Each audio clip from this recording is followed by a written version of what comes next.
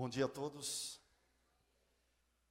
Queremos agradecer a Deus por estarmos aqui mais uma vez. Agradecer às pessoas que estão nos ouvindo ao vivo pela internet. Que Deus abençoe você na sua casa, abençoe você quando estiver vendo também esse vídeo. E que todos nós que estejamos aqui nessa manhã possamos ouvir a voz do Senhor. Deus tem algo para nos dizer nessa manhã. E eu tenho certeza que se você e eu estivermos ligados nele, abertos, receptivos, sensíveis à sua influência, ouviremos aquilo que o Senhor tem para nos dizer. Esse é o tempo de nos ligarmos ao Senhor. Esse é o tempo de ouvirmos a voz de Deus através da sua palavra. Esse é o momento de nós examinarmos as Escrituras, como nunca talvez antes fizemos. Por isso, abra a sua Bíblia, porque o texto para a mensagem dessa manhã, um dos textos se encontra em Mateus capítulo 15. Vamos estudar alguns textos, mas começaremos por Mateus capítulo 15, um trecho desse diálogo que Jesus teve com os escribas e com os fariseus. Mateus capítulo 15.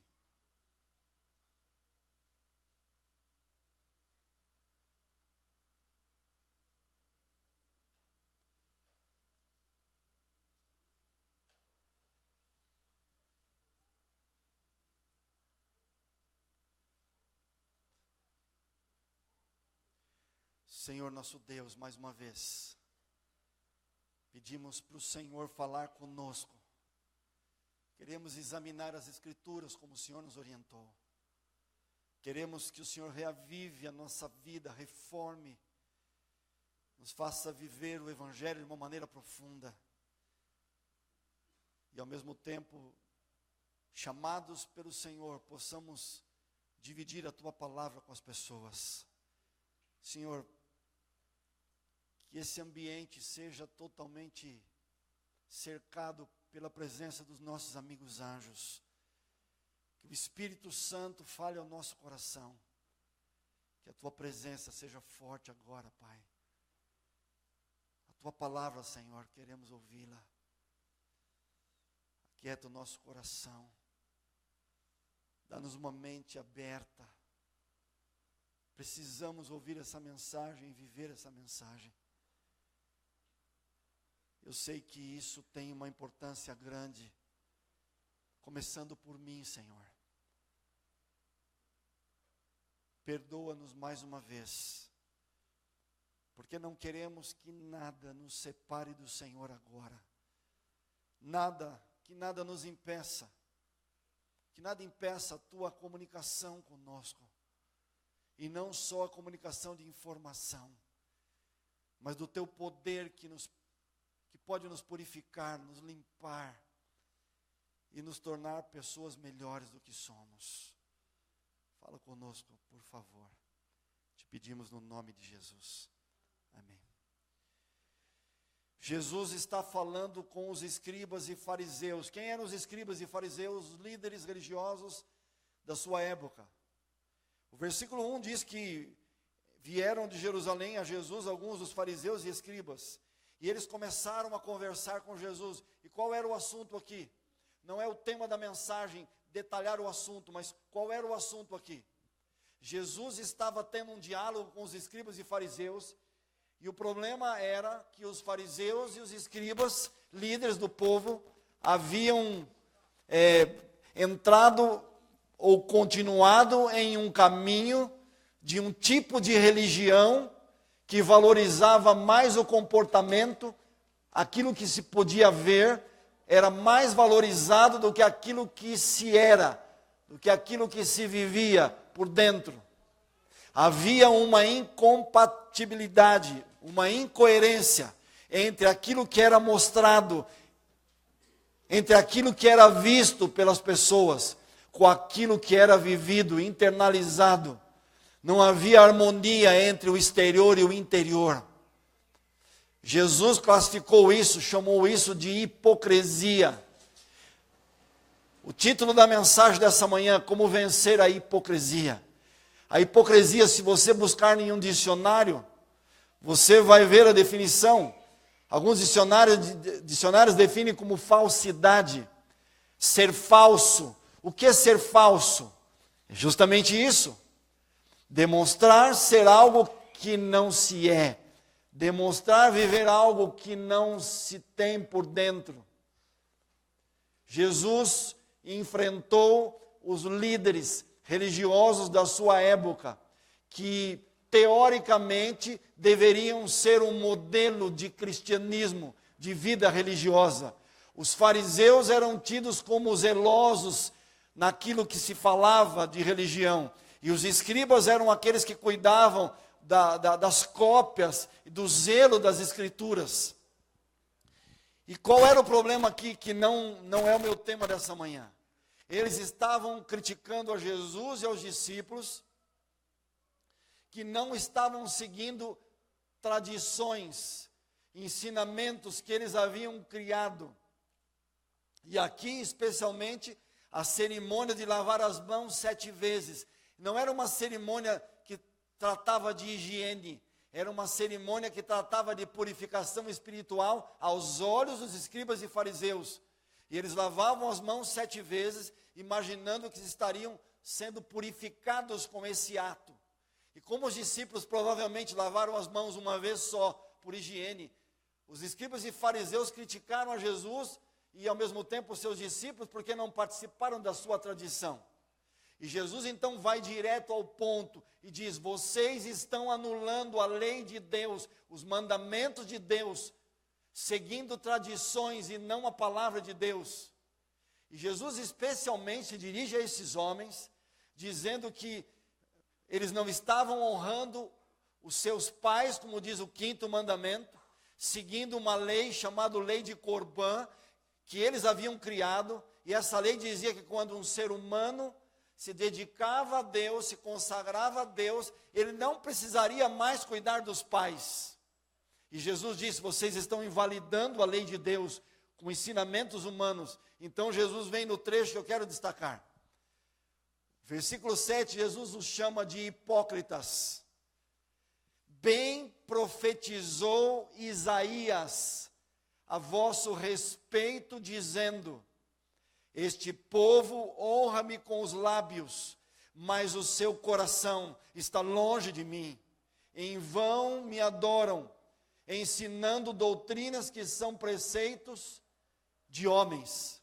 Queridos, Jesus, quando vai se dirigir a esses homens, Jesus cita o profeta Isaías. Olha na tua Bíblia,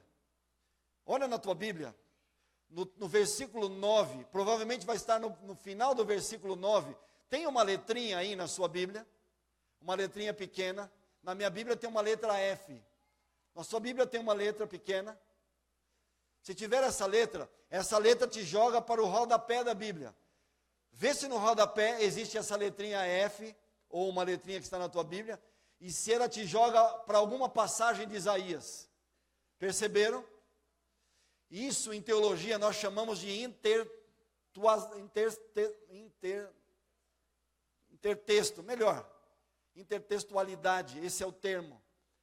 Quando você está estudando o Novo Testamento, existem centenas de citações diretas do Antigo Testamento, existem alusões que a pessoa que diz não cita a passagem, mas ao mesmo tempo deixa claro que ele estava citando uma passagem.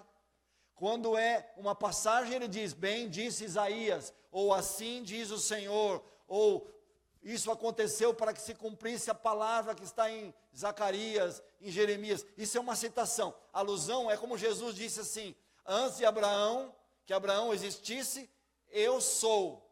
Jesus não citou o Êxodo, ele não falou que estava citando o Êxodo, mas pelas palavras você entende que Jesus está ligando a uma palavra do Antigo Testamento. Isso se chama alusão. E pode também se chamar de eco, quando temos um assunto que foi tratado no Antigo Testamento. Por que estou dizendo isso? Porque esse é o método mais moderno de estudarmos a Bíblia. Avaliarmos as passagens do Novo Testamento e buscarmos o Antigo Testamento, aonde esses ensinamentos primariamente foram ensinados, usados por Deus para ensinar, para motivar, para corrigir o povo. E Jesus então cita Isaías, e se você vai no rodapé, qual é a passagem que está nos levando de Isaías? Isaías 29, 13.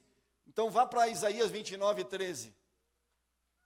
Vocês vão perceber que Jesus citou justamente algo que o profeta Isaías havia dito 700 anos antes. Isaías foi escrito em torno do ano 700. Ele viveu em torno do ano 700. Olha o que é que diz Isaías 29, 13. Exatamente aquilo que Jesus citou. Diz assim: o Senhor disse: visto que este povo se aproxima de mim, e com a sua boca e com os seus lábios me honra, mas o seu coração está longe de mim, e o seu temor para comigo, o seu respeito para comigo, a sua maneira de se relacionar comigo, a sua maneira de me seguir, consiste só em mandamentos de homens que maquinalmente aprendeu. Jesus não citou em palavra por palavra, mas ele citou exatamente essa passagem. O que estava acontecendo no contexto de Isaías? Por que que Jesus usa Isaías para falar com os líderes do seu povo 700 anos depois? Porque aqui no livro de Isaías, Deus estava com uma grande preocupação. E qual era essa preocupação? O povo de Deus estava longe dele. Deus diz aqui, o Senhor diz aqui, que o povo estava seguindo a Deus. Se nós usássemos as palavras de hoje em dia, nós usaríamos o termo: você está seguindo a Deus da boca para fora. Já ouviram esse termo? Deus estava dizendo que o povo o estava seguindo apenas no exterior, apenas com palavras, apenas com teologia, apenas com teoria. Eles estavam fazendo alguma coisa errada no sentido de teologia? Provavelmente não. Deus não acusa, em detalhes pelo menos, que as atitudes do povo de Israel aqui em Isaías estavam erradas.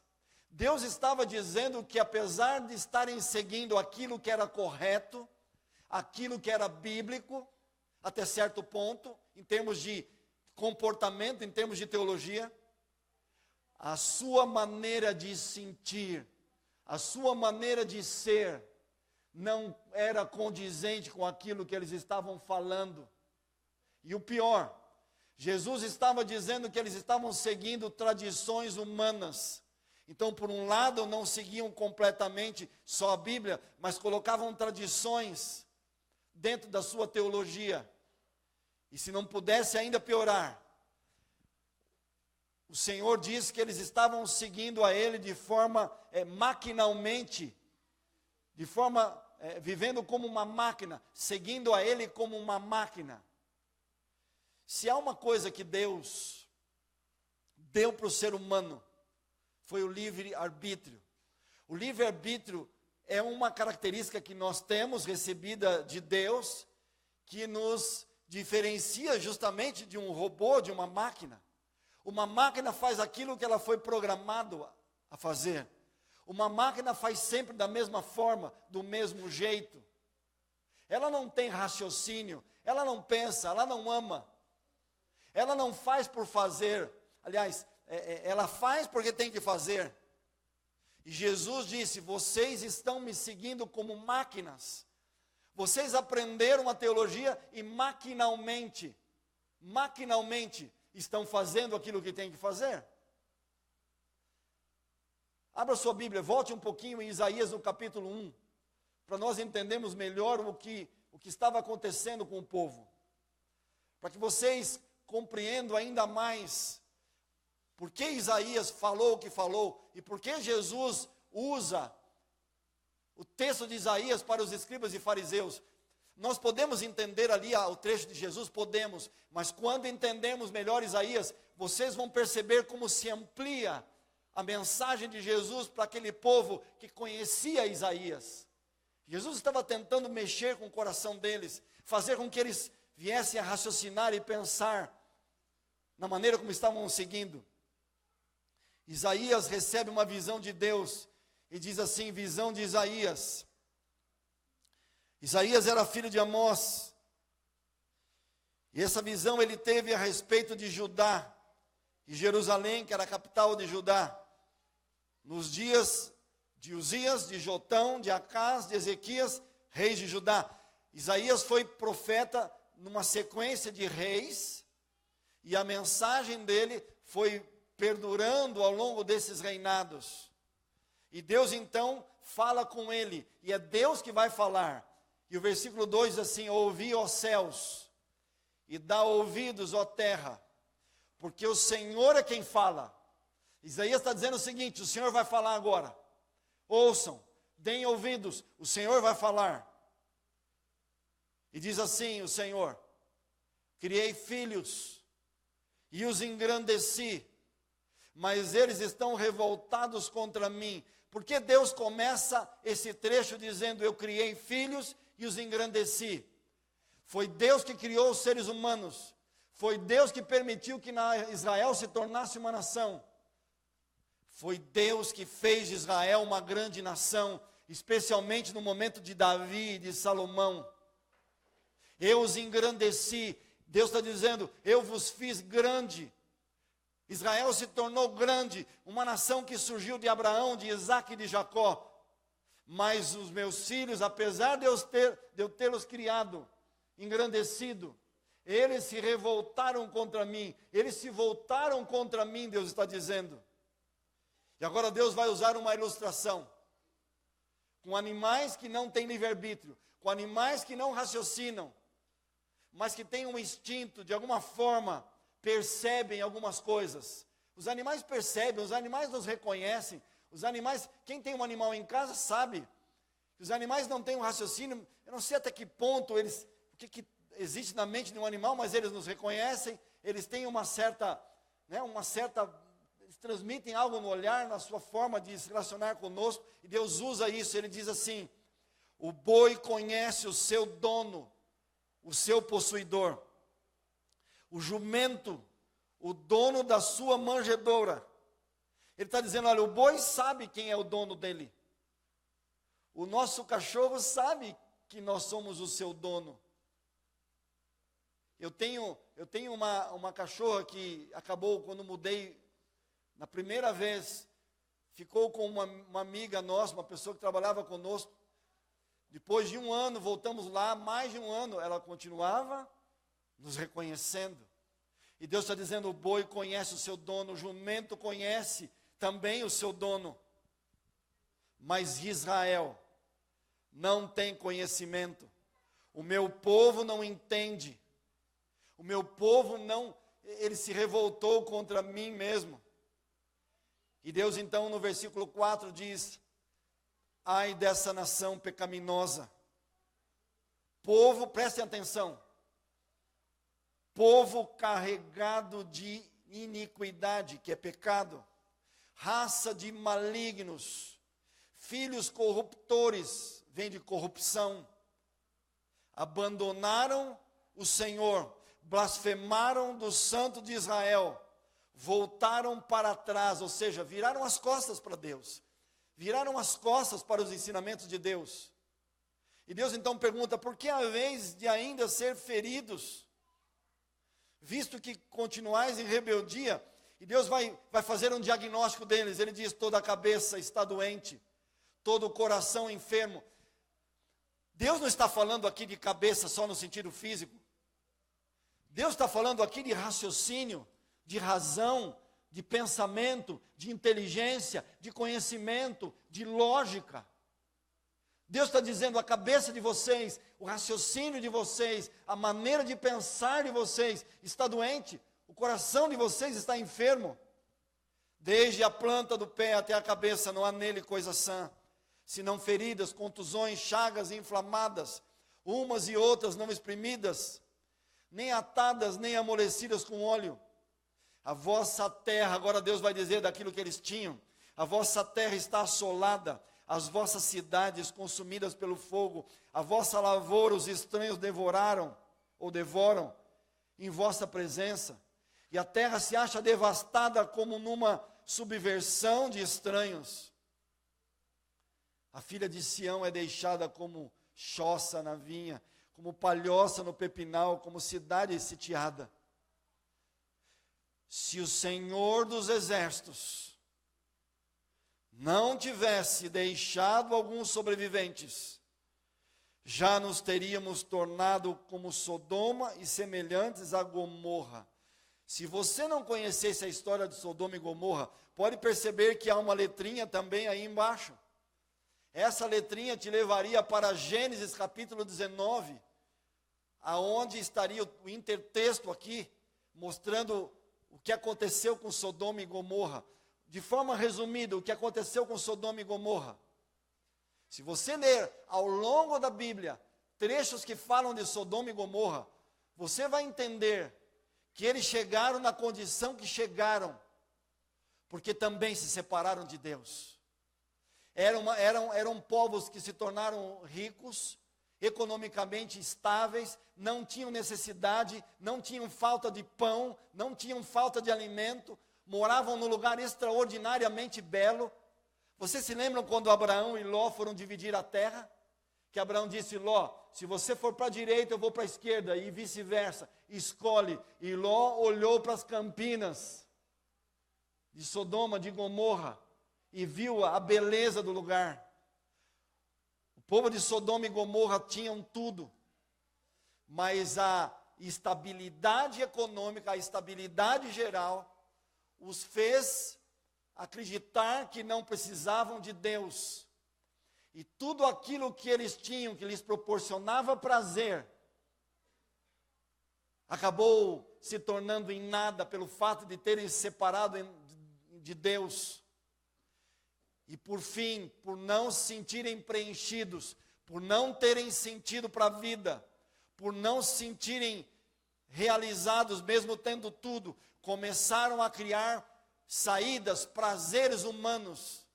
E a tragédia chegou ao ponto de que quando 2 anjos são enviados para Sodoma e Gomorra, e estavam na casa de Ló, a cidade inteira, está escrito ali em Gênesis 19, do menor ao maior, vieram à porta de Ló, porque queriam conhecer os anjos, e os adultos entendem o que eu quero dizer com conhecer. A cidade inteira se tornou, no aspecto íntimo, contrário à sua natureza. E por fim foram todos destruídos. E você pode pensar, foram destruídos por isso? Não. Foram destruídos porque se separaram de Deus. E consequentemente se tornaram o que se tornaram. E agora Deus está dizendo, se o Senhor não tivesse deixado alguns sobreviventes, vocês já teriam se tornado como Sodoma e Gomorra. Mas Deus ainda diz no versículo 10, ouvi a palavra do Senhor, vós, príncipes de Sodoma, prestai ouvidos à lei do nosso Deus, vós, povo de Gomorra. Queridos, sabe qual é o problema da hipocrisia? A hipocrisia faz com que você veja defeito nos outros, mas não veja os seus próprios defeitos. A hipocrisia tenta mostrar uma imagem de santidade quando você não está nem preocupado com os seus erros. Alguns que erram, muitas vezes se sentem pequenos, e claro, quando erramos nos sentimos. Deus está preocupado com todo tipo de pecado. Mas para Deus a pior situação não é as pessoas que erram e lutam para andar com Deus, se arrependem, se levantam e recomeçam. Deus não chama essas pessoas de hipócritas. Um ser humano que está estudando a Bíblia, que está orando, que está buscando seguir os mandamentos de Deus por amor, andando com Deus em comunhão, em algum momento falha. Se ele recomeça, se ele pede perdão, se ele começa a viver a sua vida cristã de novo, lutando para viver, Deus não chama esse grupo de hipócritas. Deus chama de hipócritas aqueles que não querem mudar, que não buscam a Deus para se arrepender, que não olham a sua própria vida, que olham só a vida do outro, os erros do outro, acusam o outro, julgam o outro. O sermão é para todos, menos para ele. A música é para todos, menos para ele. Os conselhos são para todos, menos para ele, porque na sua autoimagem, ele está acima da média. Ele é bom. Jesus está preocupado com essa classe de pessoas, que ele não consegue entrar no coração, porque essas pessoas não entendem que precisam mudar. Você que está me ouvindo na internet agora, não sei como Deus está dirigindo a sua vida, mas Deus espera que você e nós que estamos aqui, entendamos que o Senhor espera mais de nós do que simplesmente um exterior que aparente ser algo melhor do que aquilo que você vive no interior. E o versículo 11, Deus continua dizendo: de que me serve a multidão dos vossos sacrifícios? Eles estavam levando sacrifícios ao templo. Eles deveriam levar sacrifícios ao templo? Deveriam. Estavam fazendo a coisa certa? Estavam. Mas Deus está dizendo: do que me serve isso? Vocês estão fazendo certo, mas do que me serve isso, diz o Senhor. E olha a frase de Deus no versículo 11. Eu estou farto, estou cansado dos holocaustos de carneiros, de gordura, de animais cevados. Eu não me agrado do sangue de novilhos, nem de cordeiros, nem de bodes. Deus não estava se agradando, por quê? Eles estavam fazendo o que era correto. Porque estavam fazendo o que era correto como uma máquina. Maquinalmente viviam, faziam o certo, mas por dentro não tinham uma vida com Deus. O seu comportamento, o seu zelo, a sua obediência, até certo ponto estava correta, tinham a verdade, tinham a lei, tinham os ensinamentos, mas o coração não tinha Deus. A sua mente estava doente. E Deus estava dizendo: eu estou farto disso, vocês estão se comportando bem, mas eu não criei vocês para isso. É como se Deus estivesse dizendo: se eu quisesse máquinas para fazer o que vocês estão fazendo, eu havia criado. Deus não estava preocupado com o sacrifício, mas Deus estava preocupado que eles entendessem que o sacrifício, ao levar o sacrifício, Deus estava preocupado que eles reconhecessem o Messias, ao Senhor que um dia viria, que se chamaria Jesus. Que cada cordeiro morto simbolizava um Deus que mandaria o seu Filho, para que todo aquele que nele crê não perecesse, mas pudesse ter a vida eterna. Eles não estavam mais lembrando disso. E o versículo 12 diz: quando vocês vêm para comparecer perante mim, quando é que eles vêm? No culto. Quando o povo vinha se unir para fazer um culto, para se apresentar diante de Deus. Quem vos requereu só pisar nos meus átrios? Quem disse que vocês tinham que vir aqui só cumprir, simplesmente se ajuntar? Vocês acham que é isso que eu quero? Que vocês se ajuntem, que vocês se unam no culto? E isso vocês acham que só isso para mim está bom? Não continueis. Queridos, em nome de Jesus, ouça isso. Não continueis a trazer ofertas vãs. O incenso é para mim abominação. Também as festas da lua nova, os sábados e a convocação das congregações. Não posso suportar iniquidade associada ao ajuntamento solene. Que pontos Deus tocou aqui? Vocês estão trazendo oferta? Dízimos? Ofertas? Tem que trazer? Tem que trazer. Mas está sendo vão o que vocês estão fazendo. Porque vocês estão trazendo dízimos e ofertas, não estão pensando o que estão fazendo. Não estão reconhecendo que devem trazer o dízimo, porque eu cuido de vocês, porque eu amo vocês. Não estão trazendo ofertas porque estão me adorando, pelo cuidado que eu tenho, para que vocês não sejam egoístas, para que vocês se liguem a mim, para que vocês ajudem o próximo. Vocês estão fazendo isso de forma como uma máquina também. E Deus está dizendo, vocês estão fazendo isso de forma vã. Deus está dizendo, não é isso que eu quero. Não adianta vocês realizarem os sábados, as festas dos sábados cerimoniais, as festas da lua nova, os sábados. Não adianta vocês guardarem os sábados, aparentemente, se no coração vocês não têm a mim nos pensamentos. A preocupação de Deus era o coração. A preocupação de Deus era uma vida interior. Queridos, quando eu vivo uma vida incoerente, quando eu não luto para andar com Deus e viver aquilo que eu prego, viver aquilo que sou, viver aquilo que mostro, Deus não se agrada, não é só por Ele. Deus se entristece porque sabe que você, ao viver uma vida assim, você estará morrendo, você estará infeliz, você não terá propósito na sua vida, você não terá sentido para a sua existência. Você se perguntará por quê? Por que faço tudo direito? Por que devolvo o dízimo? Por que dou ofertas? Por que guardo o sábado? Por que como as coisas que Deus me orienta? Por que faço tudo como tinha que fazer? E parece que as coisas não se resolvem aqui dentro. Você já se fez essa pergunta? Sabe quantas vezes eu já ouvi essa pergunta de seres humanos ao longo dos 30 e poucos anos que sou cristão? Centenas de vezes. As pessoas me dizem, pastor, por que eu faço tudo direito?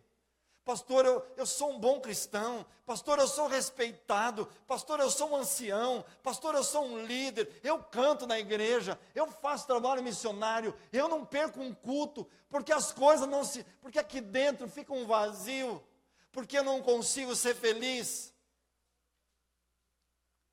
É possível fazer tudo certo e não estar feliz? Claro.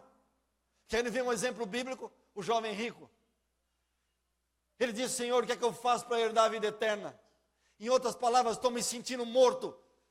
Tem alguma coisa errada aqui dentro.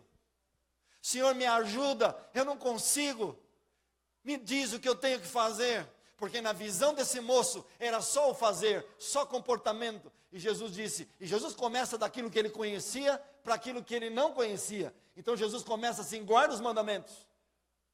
E ele diz, quais são?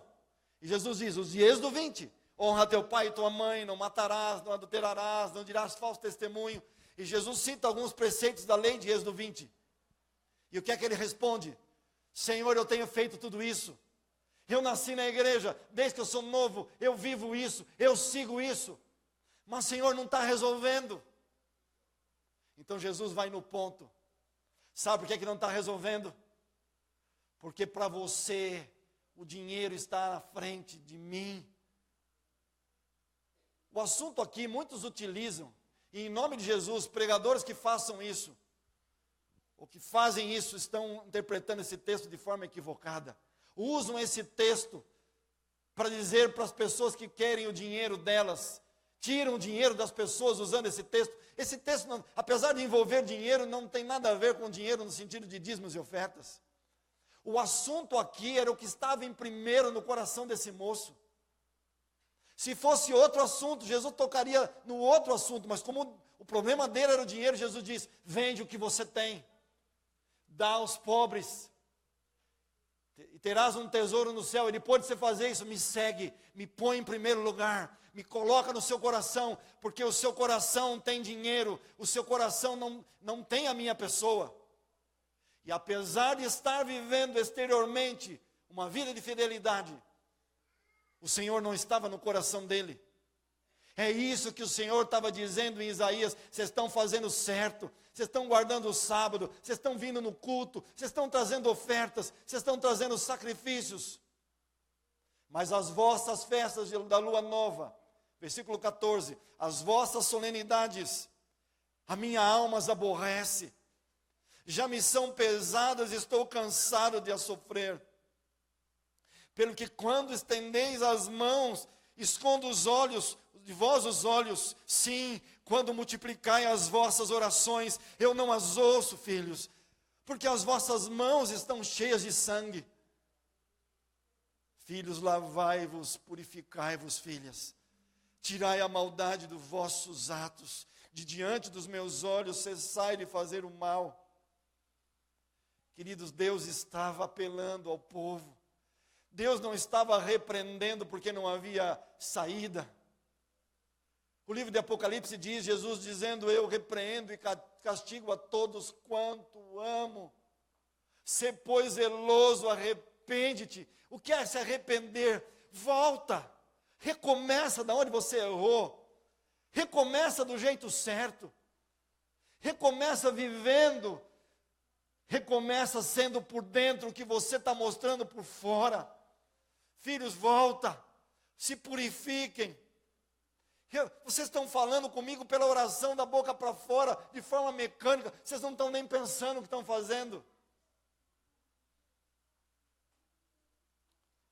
Aprendei a fazer o bem, versículo 17. Filho, atendei a justiça, repreendei o opressor, defendei o direito do órfão, pleitear a causa das viúvas. E agora Deus diz, vinde, pois, e arrazoemos. O que é arrazoar? Vamos conversar usando a razão. Filho, para de ser máquina, eu quero que você pense, eu quero que você raciocine, eu quero que você troque ideias comigo.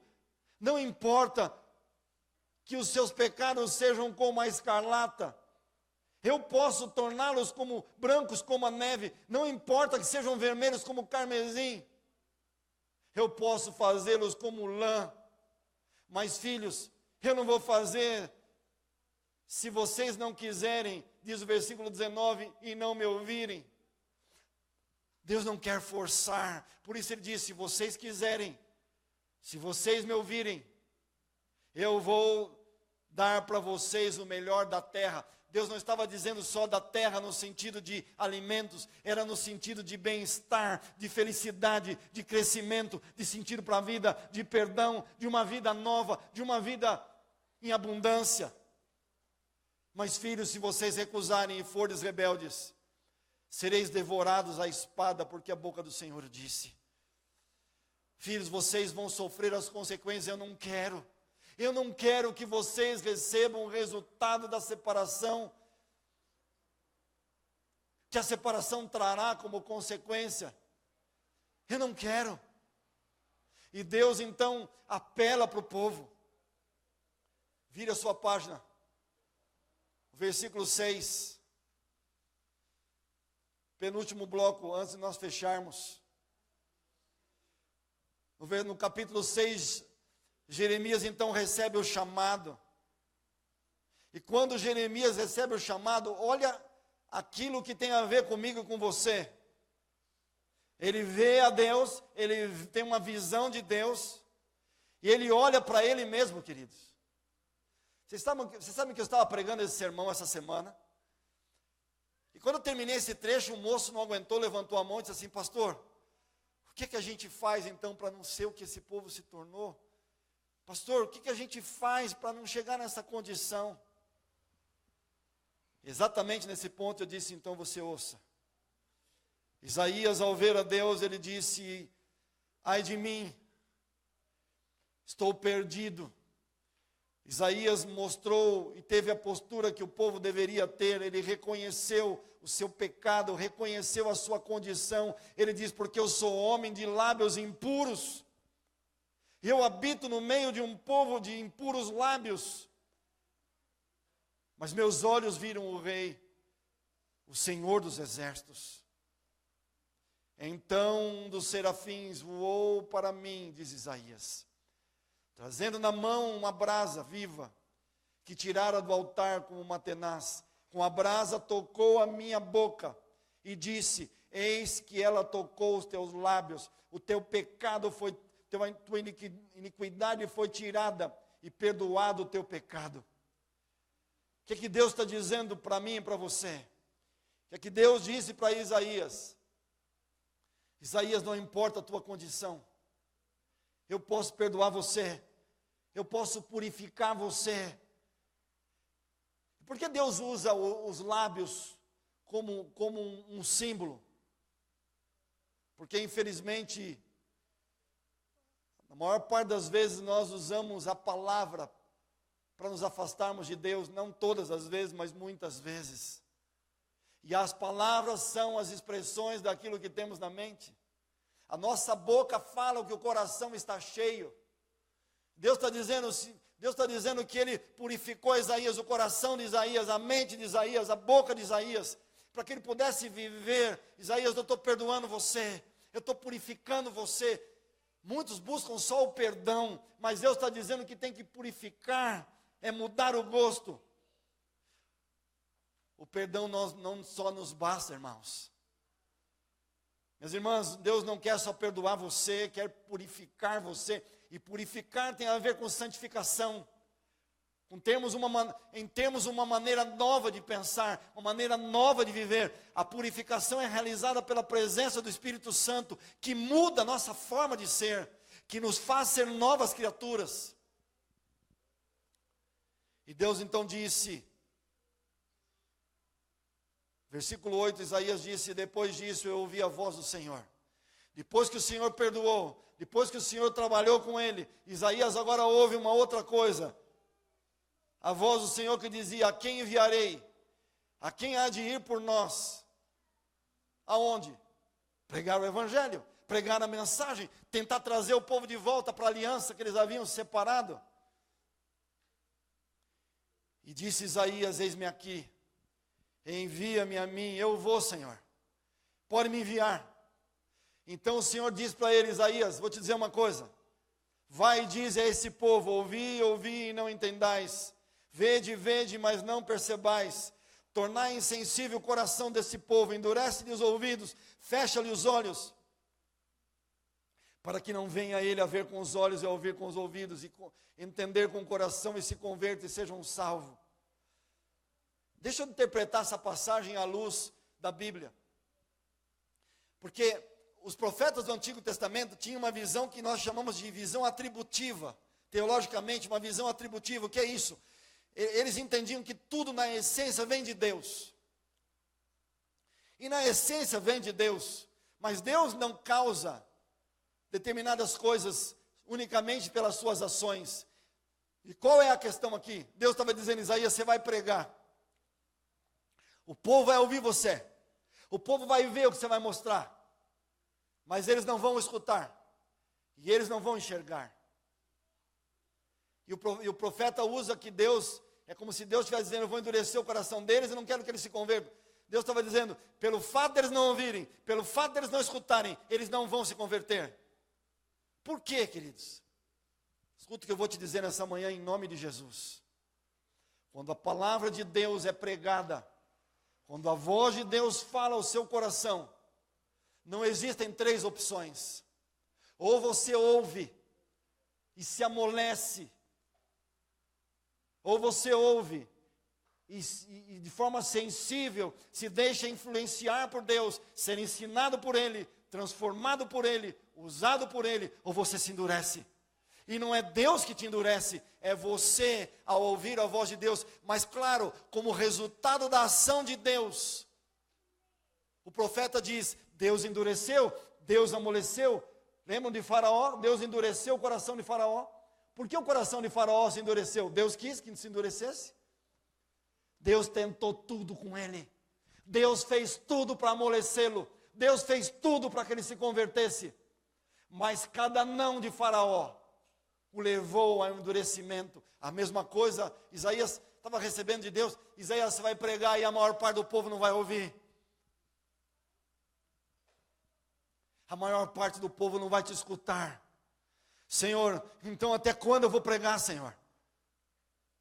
E o versículo 11 diz, ele respondeu, Isaías, eu quero que você pregue até que as cidades sejam desoladas, fiquem sem habitantes as casas, sem moradores, e a terra seja assolada. Até quando, Isaías, você vai pregar? Até que chegue o fim, até que acabe tudo. Mas pregue, Isaías. Você não tem que se preocupar com o resultado. Eu estou te dizendo, prega. E prega a palavra. Não importa se eles vão ouvir ou não vão ouvir. Agora você consegue entender melhor aquilo que o Senhor disse para os escribas e fariseus? Bem profetizou Isaías a vosso respeito. O que é que Deus estava dizendo para os escribas e fariseus? Vocês estão sendo algo que não são. Vocês estão sendo exatamente como Israel estava sendo. Queridos, o que aconteceu com Israel? Acabaram sendo levados para o cativeiro, por mais que Deus pregasse através dos profetas, por mais que Deus anunciasse, a maioria não ouviu. O remanescente foi salvo, mas a maioria não ouviu. E Jesus agora usa a mesma mensagem para dizer: escribas e fariseus, vocês deveriam estar vivendo a mensagem, vocês deveriam estar pregando a mensagem. Mas vocês são como sepulcros caiados, Mateus 23, Jesus os chama assim. Vocês são bonitos por fora, mas por dentro são ossos mortos, por dentro vocês estão mortos. Em Mateus 6, Jesus disse: não oreis como os hipócritas, que usam de vãs repetições.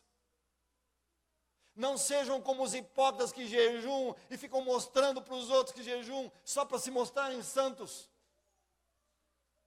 Mas quando orares, entra no teu quarto, a sós com teu pai que te vê em segredo, em secreto, ele vai ouvir. E o que tua mão direita fizer, que a tua esquerda não saiba. Não adianta ficar mostrando algo, fariseus. Jesus, ao longo da Bíblia, enfrentou esse grupo.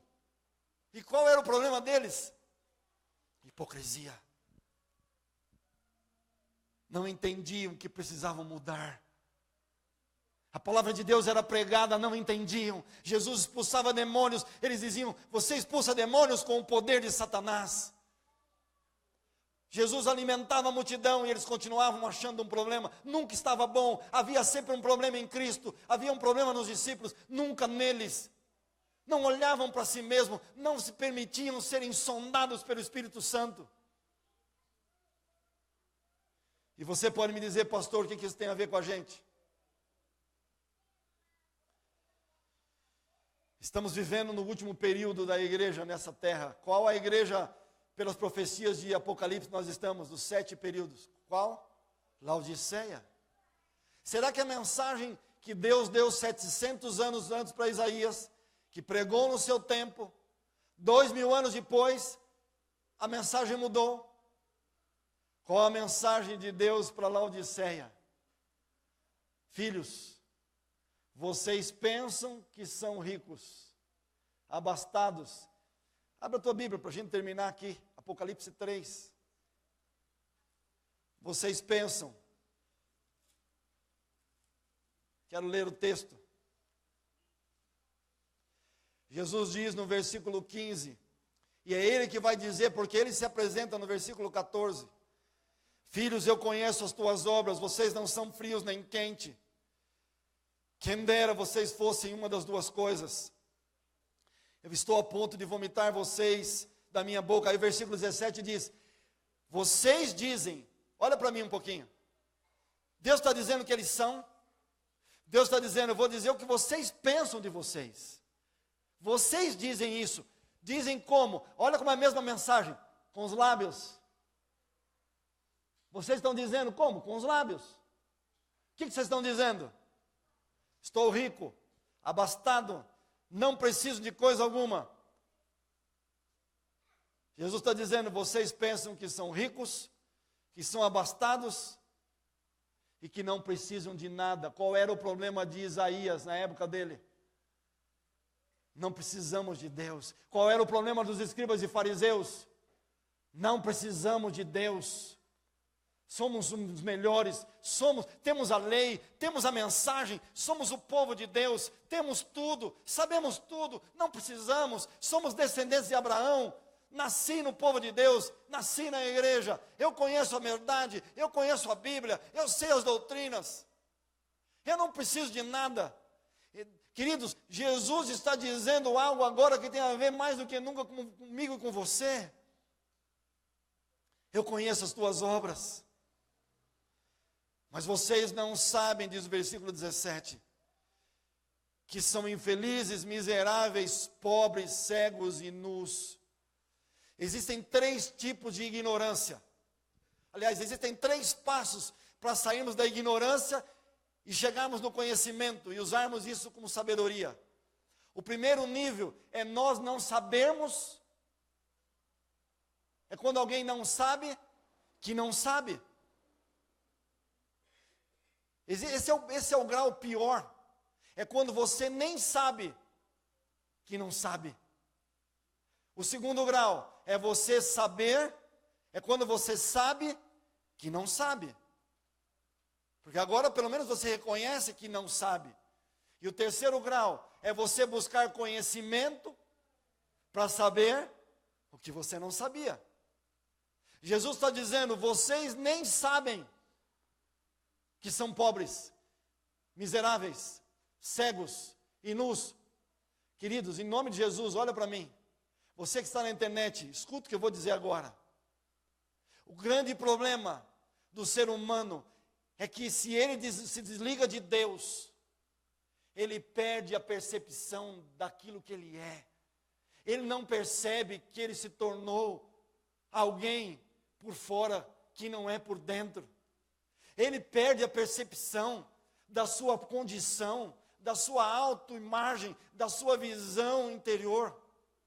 E ele se imagina melhor do que é. Ele se imagina bom. Ele se imagina alguém que está acima da média. Ele não percebe que não está sendo aquilo que está mostrando para os outros. Se mostra alguém, ele não percebe que não é aquilo que está mostrando, melhor dizendo. Ele se imagina acima, ele se imagina melhor, ele não percebe. Aqui está o problema. Jesus disse, você pensa que você é rico, mas você não é, mas você não sabe que não é. Por isso Jesus disse, hipócritas, lá em Isaías, no tempo dele, Jesus tentou dizer, vocês não estão raciocinando, vocês estão agindo como máquinas, vocês pensam que está tudo certo, porque como máquinas vocês estão fazendo o que é certo. Mas Jesus dá a saída, e eu quero terminar com a saída. E a saída que Deus disse em Isaías é a mesma aqui. Lá em Isaías ele disse, vinde, razoemos, raciocina. E aqui ele diz, eu aconselho, versículo 18, que de mim compres ouro refinado pelo fogo para te enriqueceres.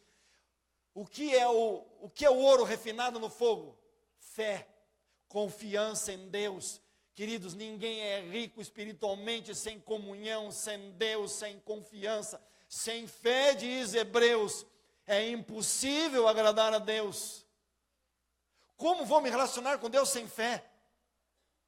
Sem confiar nele? E agora olhe para mim. É possível me comportar certinho, fazer tudo certo, mas sem conexão com Deus, sem fé, até certo ponto é, como eu disse. E Deus estava dizendo, vocês pensam que são ricos, vocês pensam que têm fé, vocês pensam porque fazem tudo certo, estão tendo fé? Não. E ele continua dizendo, que vocês comprem vestiduras brancas para te vestires, a fim de que não seja manifesta a vergonha da tua nudez. O que é nudez na Bíblia? O que aconteceu com Adão e Eva quando se separaram de Deus? Viram que estavam nus. E o que é que Deus fez? O que é que eles fizeram? Folhas de figueira, justiça humana, salvação humana. O que é que Deus fez? Um cordeiro foi morto, a pele do cordeiro cobriu Adão e Eva. Eram as vestes de justiça. Por que vestes de justiça? Porque eu só posso ser justificado diante de Deus, perdoado e salvo, quando eu aceito a Jesus. E a Bíblia chama Jesus o Senhor justiça nossa. Eu me torno justo quando me uno com o Senhor justiça nossa. Justiça não é um conceito simplesmente. Justiça é uma pessoa. E eu só me torno justo, eu só visto essas vestes de justiça quando Cristo vive em mim. Quando você tenta viver uma vida de comportamento exterior simplesmente, você pode aparentemente se vestir com roupas que aparentemente cobrirão a sua nudez. Mas se só isso fosse necessário, o Senhor não teria tirado as roupas de figueira de Adão e Eva, para lhes cobrirem com a pele do cordeiro, que tipificava ele, o Cordeiro de Deus, que tira o pecado do mundo. E colírio, a última coisa que o Senhor quer que nós compremos de graça dele. Compremos de graça é algo, mas é isso. Colírio, a fim de ungires os olhos, para que vejas. O Senhor está dizendo que quando nós não o temos no coração, somos cegos. Porque não enxergamos a vida com os olhos de Deus. Somos cegos porque não enxergamos os nossos relacionamentos com os olhos de Deus. Não trabalhamos com os olhos de Deus, não vivemos com os olhos de Deus, não agimos, não nos tornamos, não olhamos para a vida, não temos um estilo de vida com a maneira como Deus quer que tenhamos. Somos cegos da nossa maneira de falar, somos cegos da nossa maneira de viver. Somos cegos. E ele diz: compre de mim o colírio. E qual é o colírio? O Espírito Santo. É Ele que nos faz enxergar quem somos. É Ele que faz com que reconheçamos a nossa condição. É Ele que nos convence do pecado, da justiça, que precisamos de Jesus e do juízo. É Ele que nos faz entender a nossa condição. Queridos, o Espírito Santo não pode trabalhar num coração de uma pessoa que não estuda a Bíblia, que não ora, que não humildemente não se coloca diante do Senhor, que não entrega o coração em humildade, em contrição, com o desejo de mudança.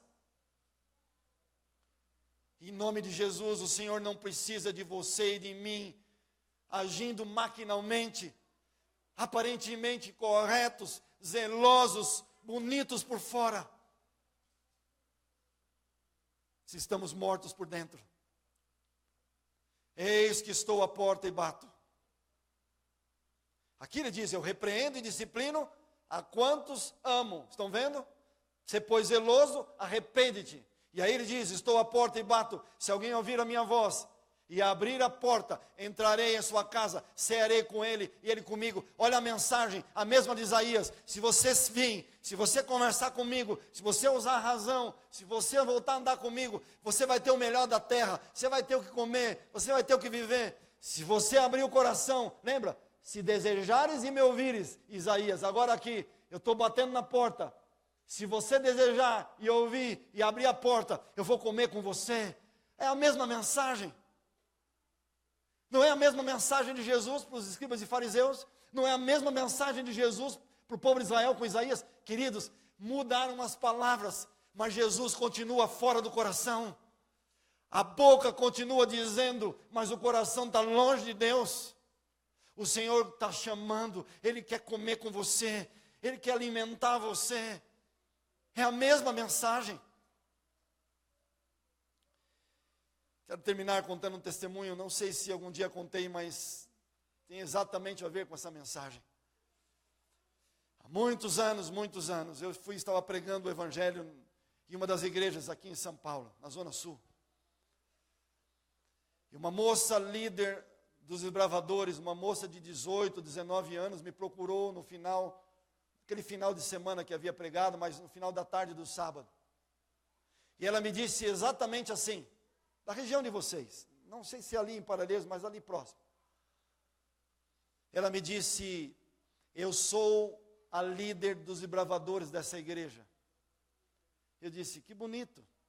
Eu sou a professora que ensino a Bíblia para dezenas de desbravadores. E eu disse: parabéns. Pastor, eu nasci nessa igreja, pastor. Eu fui educada pelo meu pai, que já era adventista. Eu nunca saí da igreja. E eu disse: que bom. Pastor, está vendo aquele homem ali? Eu disse: sim. Ele é um dos anciãos dessa igreja. Eu sou a noiva dele. Eu disse: parabéns. Mas pastor, eu quero dizer uma coisa para o senhor. Eu já tentei me matar 2 vezes, eu estou planejando a minha terceira tentativa de tirar minha vida. E eu tomei um susto, eu disse: como assim? Pastor, eu faço tudo direito. Pastor, eu faço tudo correto. Pastor, nunca fiz nada de errado. Mas eu não consigo entender, porque as coisas dentro do meu coração não mudam.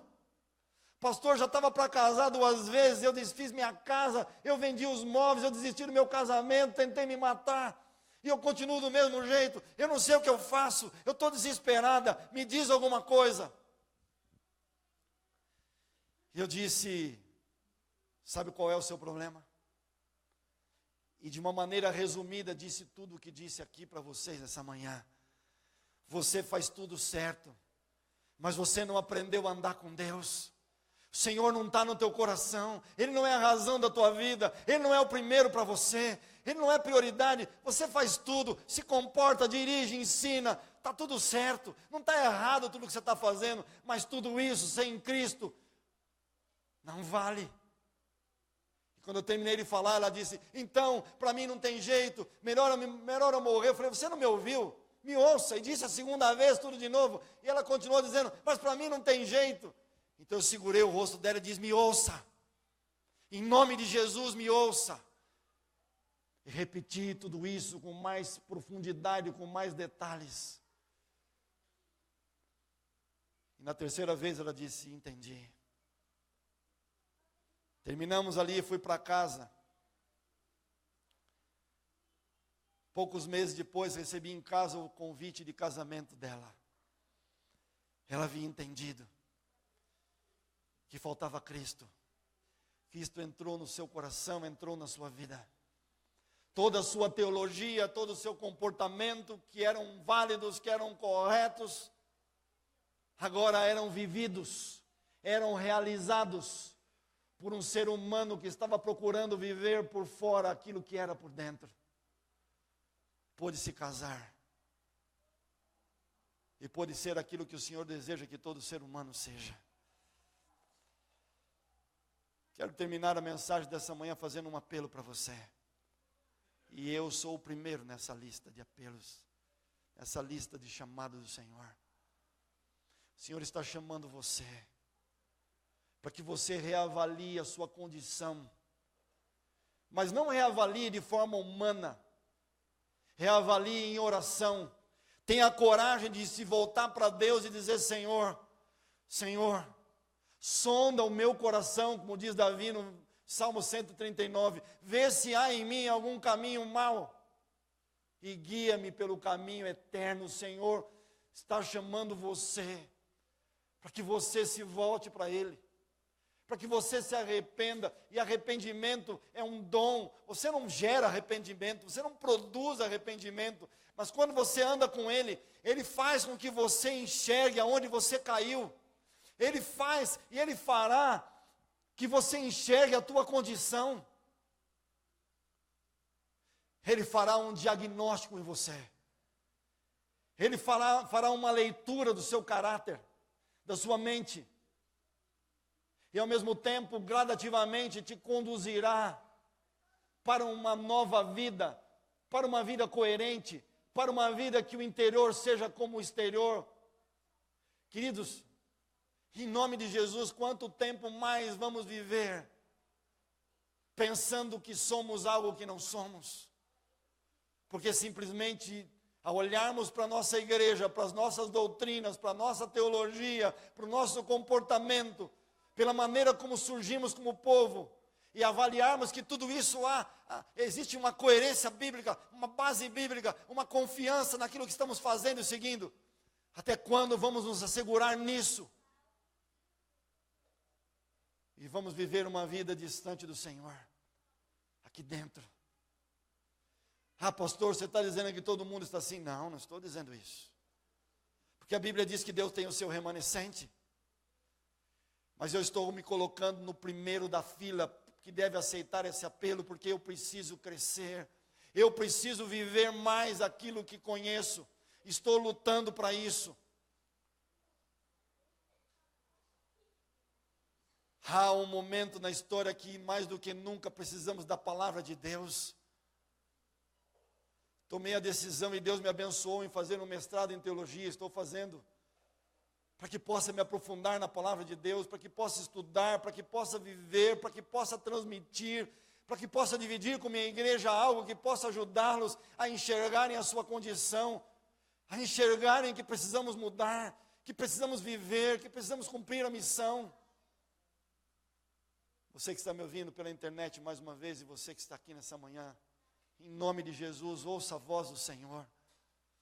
Estou ampliando o meu apelo, porque eu quero que você raciocine, eu quero que você pense, eu quero que você arrazoe com Deus.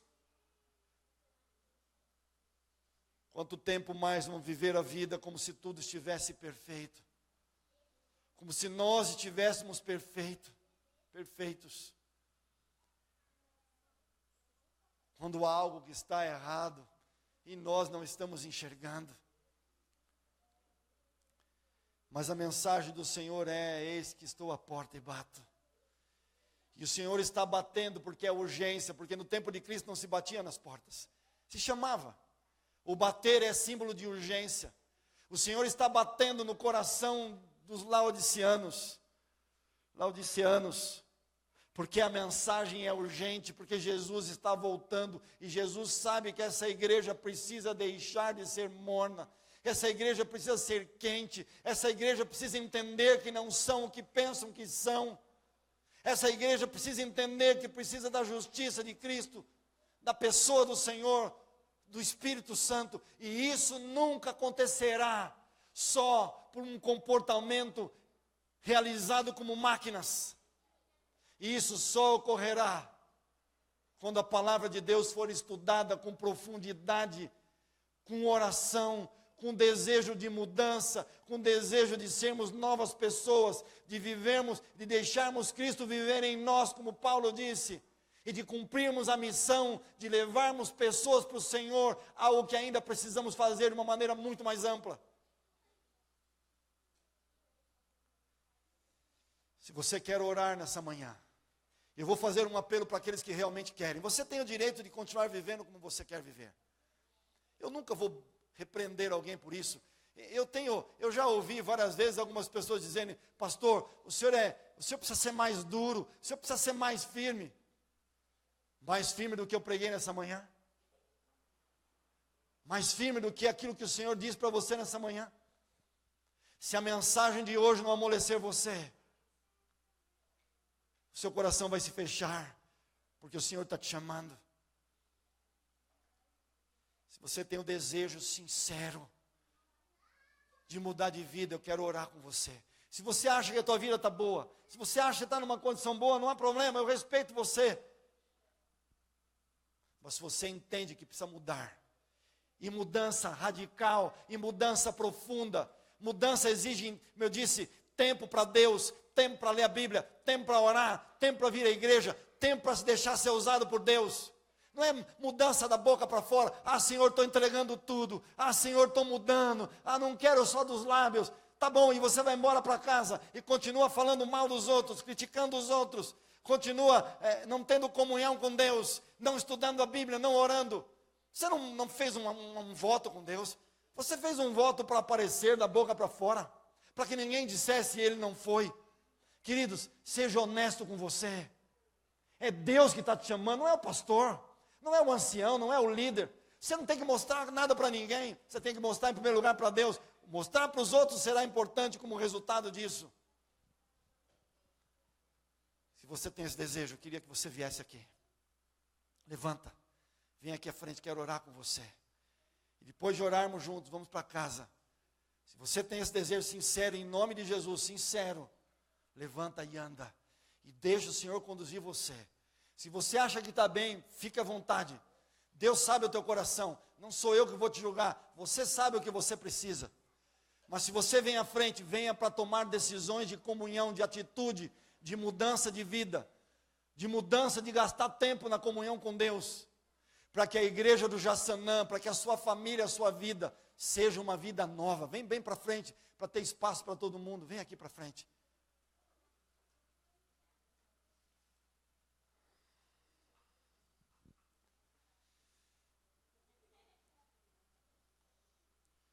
Cada pessoa tem a sua decisão. Já fecha os seus olhos, não vamos avaliar quem vai levantar ou não, isso não importa. Só vou esperar as pessoas que quiserem se achegarem. Venha para cá e já comece a falar com Deus. Você não está vindo aqui por minha causa. É entre você e Deus agora. O Senhor está dizendo, filho, venha razoar comigo, filha. Se os teus pecados estão vermelhos, graves, eu quero mudar você. Vem do jeito que você está.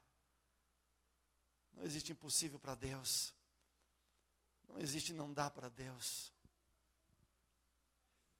Coloque a mão na pessoa que está perto de você. Ó Deus Todo-Poderoso. Eu não estou olhando quem se levantou ou não. Isso importa para o Senhor e para a pessoa. Cada um tem as suas razões. Mas eu quero te pedir como pastor dessa igreja, Senhor. O Senhor me colocou aqui. Eu nunca imaginava voltar para São Paulo, Senhor.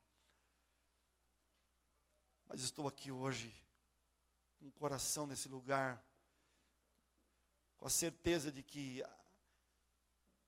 o Senhor nos trouxe aqui por objetivos. E um dos objetivos é estarmos unidos com a igreja,